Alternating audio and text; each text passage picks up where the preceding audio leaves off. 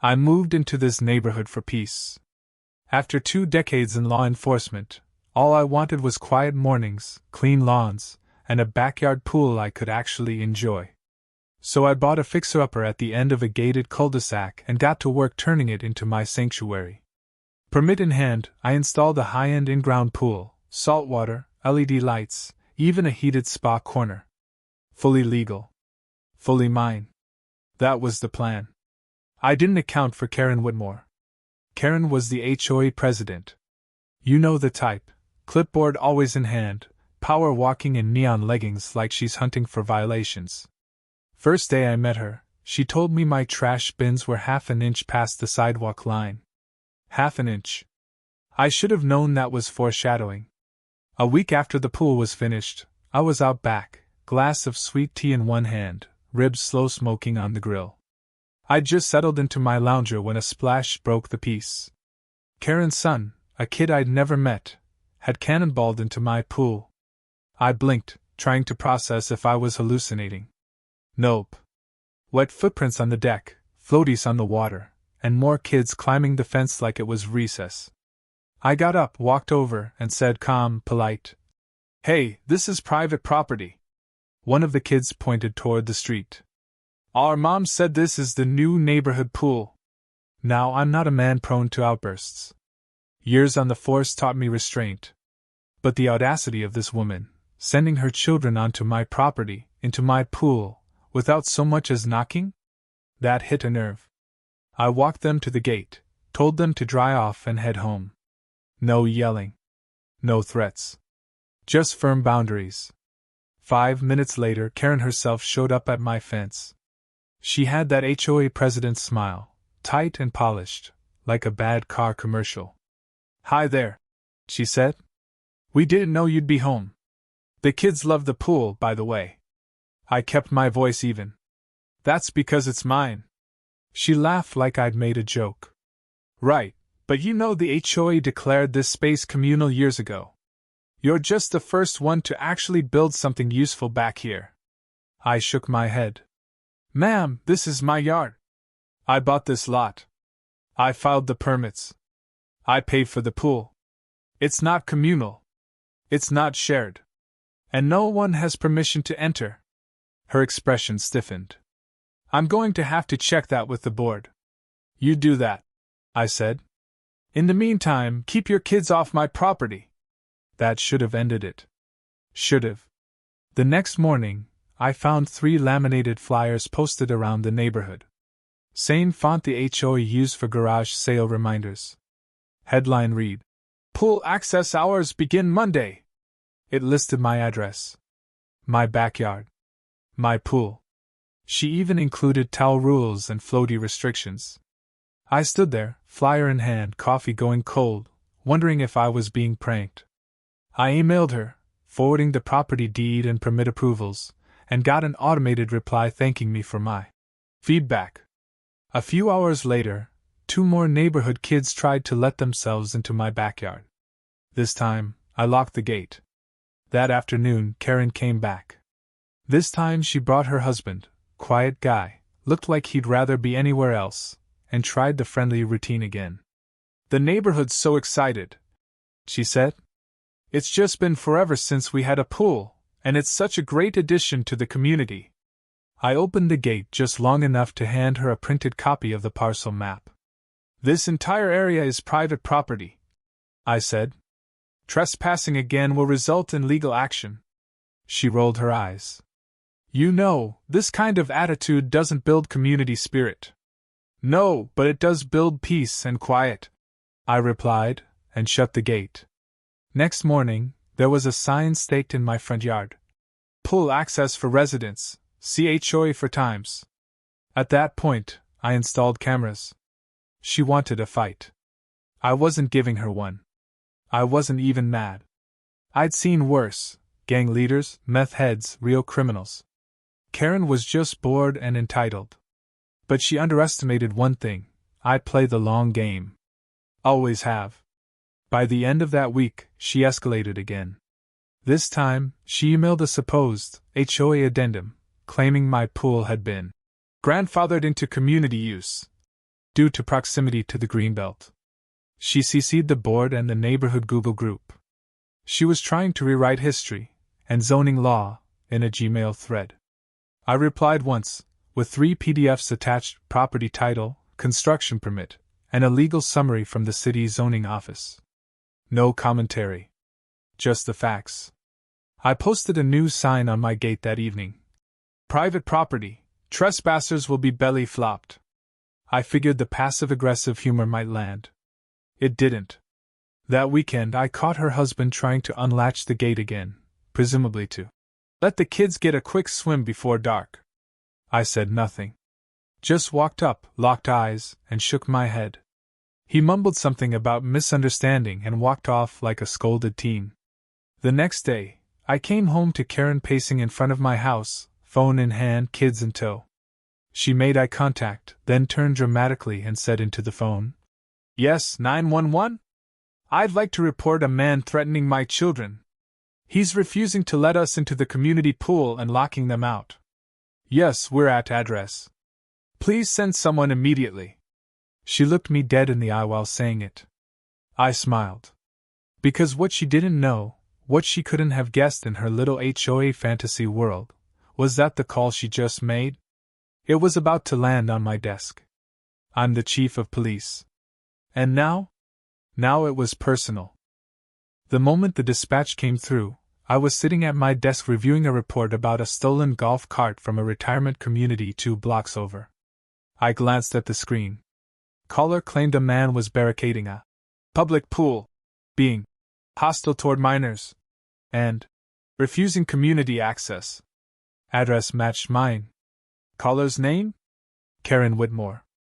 I stared at the screen for a few seconds, then leaned back and laughed. Not out of humor. Out of pure disbelief. She'd actually done it. She'd used 911 as a personal HOA complaint hotline. And now I had a choice: assign it to someone else, or handle it myself.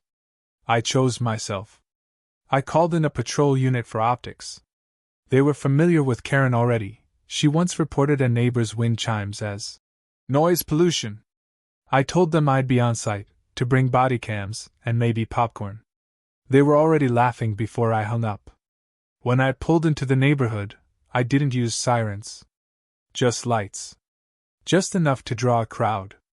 I stepped out of the cruiser in full dress blues, badge gleaming, sunglasses on, not because I needed them but because dramatic entrances matter.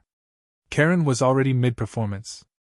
Hand on her chest, other hand pointing at the gate, surrounded by confused neighbors and her increasingly embarrassed husband. Her kids were sitting on the curb, wrapped in towels, looking bored. She spun around when she saw me, eyebrows lifted like she was relieved. "Oh, thank goodness, finally. Officer, he locked us out of the neighborhood pool and then threatened us." I looked around, slow and silent, then said, "Ma'am, I'm the chief of police." The moment cracked like glass. Her mouth opened, but no sound came out. I continued, "This property is mine. It is not a community pool. It is not an HOA asset. You've been informed multiple times, in writing, with supporting documents." A murmur moved through the neighbors. Someone chuckled. Karen's face flushed a bright, blotchy red. I wasn't done.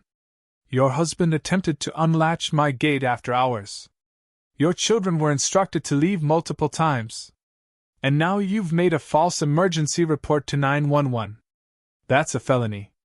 Would you like to file a formal statement under oath to support your claim?" She stammered. I thought this was, I was told." I held up a hand. "The call was recorded. So was your previous visit. So were your flyers.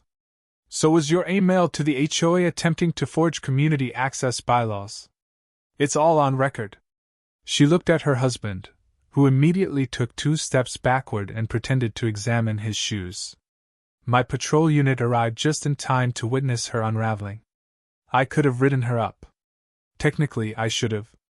False reporting isn't a joke. But this wasn't about punishment. It was about message. So I let her stew in the moment, knowing full well what was coming. "Here's what happens now," I said. "You are formally trespassed from my property. Any further attempt to enter, climb the fence, or send someone into my yard will result in arrest. I will press charges. This isn't a debate. This is the law." She tried one last Hail Mary. "But you're part of this community too, shouldn't we all?" "I uphold the law in this community," I cut in. "Not fantasy rules from an HOA president who thinks her clipboard outranks property deeds."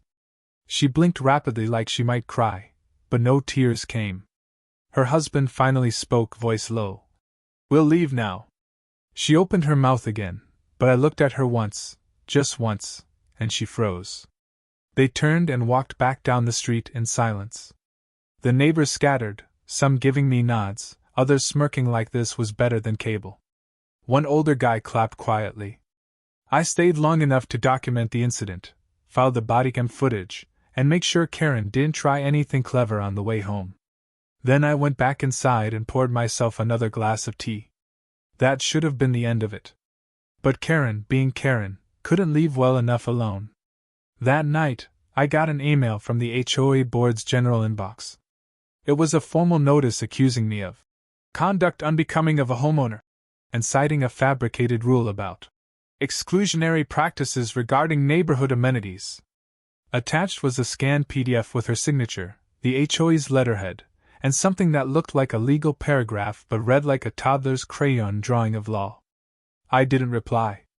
I just forwarded it to the city attorney and CC'd my own department's legal advisor. By morning, the board had issued a retraction. Turns out, forging legal policy on a neighborhood association letterhead while involved in a false police report against a law enforcement officer tends to make people very nervous. The retraction email didn't even try to be polite. It just said the statement was submitted in error and does not reflect the position of the board. I knew what that meant. Karen had acted without consensus. Later that day, her husband showed up alone.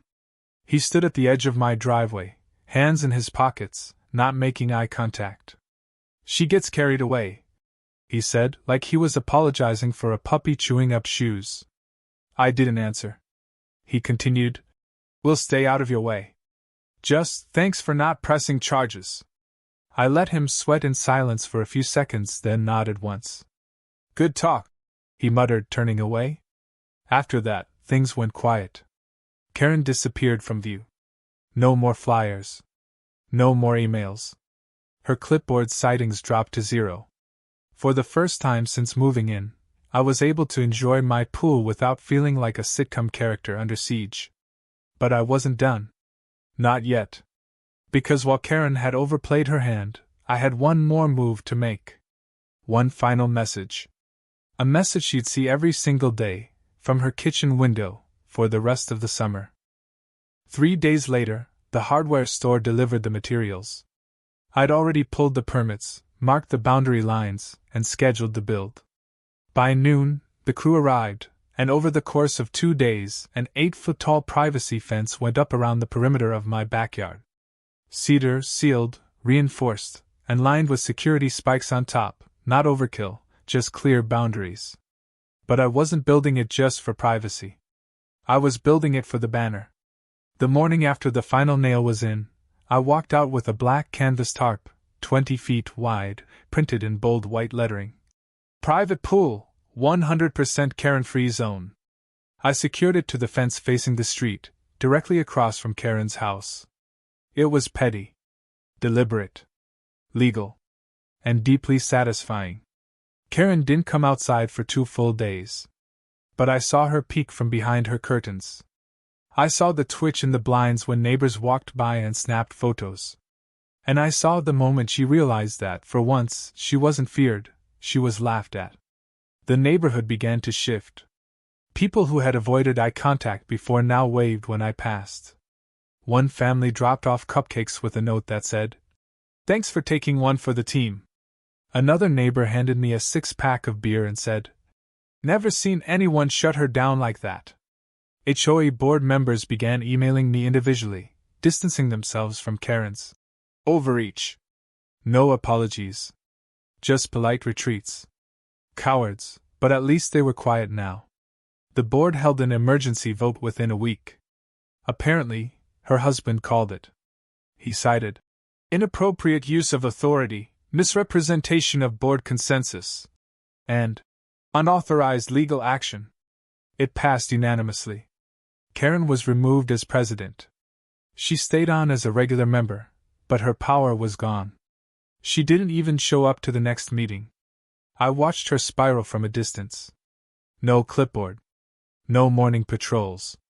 No petty complaints about mailbox colors or unapproved wind chimes. She started walking alone. Less spring in her step. Less control in her world. Her throne had crumbled, and the crown never fit to begin with. I didn't gloat. I didn't have to. The fence said it all. Still, I wasn't prepared for what came next. It was late afternoon, about a week after the sign went up, when someone knocked on my door. It wasn't Karen. It was her husband. Again. He looked tired. Shoulders slumped. Voice lower than before. "She's not doing great," he said. "Just thought you should know." I didn't answer. Not because I didn't care, but because I'd already given these people more of my time than they deserved. "She lost her job," he added. "HOA stuff bled into her real work. People talk. You know how it goes." I did. The internet never forgets. And when someone's name is attached to a 911 call gone viral, especially when they're the villain, it sticks. He didn't ask for sympathy. He didn't even ask me to take the sign down. He just stood there, waiting for me to respond. I gave him nothing. He left quietly. The next day, the banner was gone. Not vandalized. Not ripped. Just gone. Folded neatly and placed at my front door with a sticky note that read, "Message received." I didn't put it back up. I didn't need to. Her silence was worth more than the sign. The pool stayed quiet for the rest of the summer. Just the sound of water, the occasional breeze, and the smell of barbecue. Peace, finally. Earn peace. Not because I'd won a fight, but because I refused to be bullied. And that's when she knocked. It was unexpected. No dramatics, no clipboard. Just her, standing on my porch, no makeup, holding a foil-covered tray. "I made peach cobbler," she said. I stared at her. "Why?" She shrugged. "Because I'm not good at apologies, but I know you like sweet tea and southern things." It seemed close enough. I didn't invite her in. I didn't smile. I took the tray, nodded once, and closed the door. I didn't throw it out. I didn't eat it either. I just left it on the counter for the flies to decide. People don't change overnight. But they do get knocked off their pedestals. Sometimes that's enough. The HOA meeting the next month was quiet. Karen sat near the back. No interruptions, no speeches. Just silence. Her husband took her place at the front. He spoke respectfully. Firmly. Like a man who'd learned what happens when power gets misused. Later that night, I got another knock. This time, a woman I'd never met. Brown hair, scrubs, late 30s, holding a glass dish and wearing a sheepish smile. "I heard you like steak," she said. "I make a mean bourbon marinade." Name was Emily. ER nurse. 2 doors down. She'd seen the drama unfold like a live-action soap opera. Said she appreciated how I handled it. Said she'd been looking for an excuse to talk for months. I said nothing. Just opened the gate and gestured toward the pool. She smiled, walked in, and said, "Permission granted?" I nodded once. "No lifeguard on duty." She laughed. The first real one I'd heard in weeks. Maybe that was the real victory. Not the banner. Not the legal win. But finally turning the HOA's circus sideshow into a ghost town, and finding something real in the silence that followed. I didn't need revenge. I just needed my space back. And now I had it. With company. The peace didn't just settle, it stayed. No more HOA warnings, no more flyers, no unexpected visitors hopping the gate. Just quiet. Order. Normalcy. For the first time since moving in, I didn't wake up wondering what new nonsense would show up taped to my mailbox. Karen remained a presence, but only barely. I'd see her occasionally walking the neighborhood, eyes low, shoulders hunched, no clipboard in sight. Her power was gone, and with it, the illusion that she controlled anything beyond her own property line. She kept her distance. So did her kids. Her husband nodded politely whenever we crossed paths, but he didn't linger. One afternoon, while I was clearing leaves from the patio, I heard voices beyond the fence. Two neighbors discussing her, unaware I was within earshot. "She's not the same since the chief embarrassed her like that," one said. "Good. Somebody finally stood up to her," the other replied. That was the ripple effect. It wasn't about the pool. It was about boundaries, both literal and social. When someone like Karen goes unchecked, they don't just take space, they teach others to shrink. Once that grip was broken, the neighborhood found its voice. People stopped whispering and started living. The next HOA meeting drew a full house. More than 20 residents showed up. First time in years. The new board president ran things efficiently. No drama. No soapbox speeches. No manufactured outrage over mailbox paint. Just business. Budgets, landscaping, seasonal decor. Karen sat near the back, silent the entire time. I didn't speak. I didn't need to. My attendance was enough. A quiet reminder that respect goes both ways. A few days later, I found a thank you card in my mailbox. No name, just a note. "You didn't just defend your property. You gave us all permission to push back." That one I kept. Over time, the story became neighborhood legend. New residents asked, "Is it true someone tried to turn your pool into an HOA amenity?" The older ones just smirked and said, "He handled it." Nobody asked if they could use it again. Nobody tested the lock. The joke now was that my pool had a higher security rating than the bank downtown. Then came the cookout. It wasn't planned as a celebration. Just a few neighbors wanting to reconnect after a long stretch of silence and tension. I was hesitant at first. Old habits. But Emily, she asked directly. "You're coming, right?" she said, hands on her hips like it wasn't optional. So I did. I brought smoked ribs, 2 coolers of sweet tea, and 0 expectations. Turned out, people were ready to laugh again. Stories were told.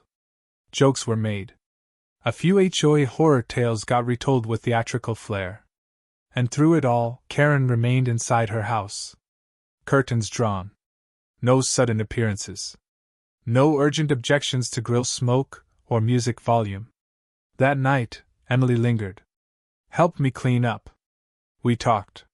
Not about Karen. Not about the HOA. Just about everything else. Her job. Mine. How we'd both been too tired for nonsense for too long. She asked what finally made me stand my ground. I thought for a second and said, "She forgot one thing. I wasn't afraid of her." She nodded slowly. "That's rare around here." I looked at her. Not anymore. The next morning, a few leftover chairs still scattered on the lawn, I sat by the pool and watched the sunrise. Peace isn't loud. It doesn't announce itself. It just arrives, unbothered, and settles into the cracks left behind by chaos. There were still small things. HOA reminders about lawn care. Notices about upcoming trash schedule changes. But they were civil now. Respectful. Routine. The clipboard tyranny had ended. What came next was quieter, slower, and exactly what it needed to be. A month later, Karen listed her house. No statement. No goodbye. Just a real estate sign hammered into the lawn, and a few scheduled tours that came and went without fanfare. Rumor was she and her husband were moving closer to her sister in another state. No one asked where. No one offered to help pack. When the moving truck pulled out of the driveway, it was met with silence. Not coldness. Just the absence of anything. The day after they left, someone brought me a pie. Another neighbor dropped off a handwritten note that simply read, "Well done." I never sought praise, but I understood what it meant. The neighborhood had recalibrated. Emily and I kept seeing each other. No big declarations. No rush. Just small moments that grew without effort. A shared meal here, a quiet conversation there. One evening, she joined me for a swim. No words. Just laughter, shared space, and no clipboard in sight. Weeks turned into months. Summer shifted to fall. The banner never went back up. It had done its job. Its absence became its own message. The battle was over, and it was never really about a pool. Sometimes, it takes a little confrontation to restore balance. Sometimes it takes someone unwilling to play along. And sometimes, the smallest line in the sand redraws the entire map. Karen tried to rule the block with paper authority and forced smiles. I met her with law, patience, and refusal. That was enough. The pool stayed private. The neighborhood stayed peaceful. And I stayed exactly where I was, quietly sipping tea, watching the water ripple, knowing that sometimes, doing nothing is loud enough when it's backed by the right name on the badge.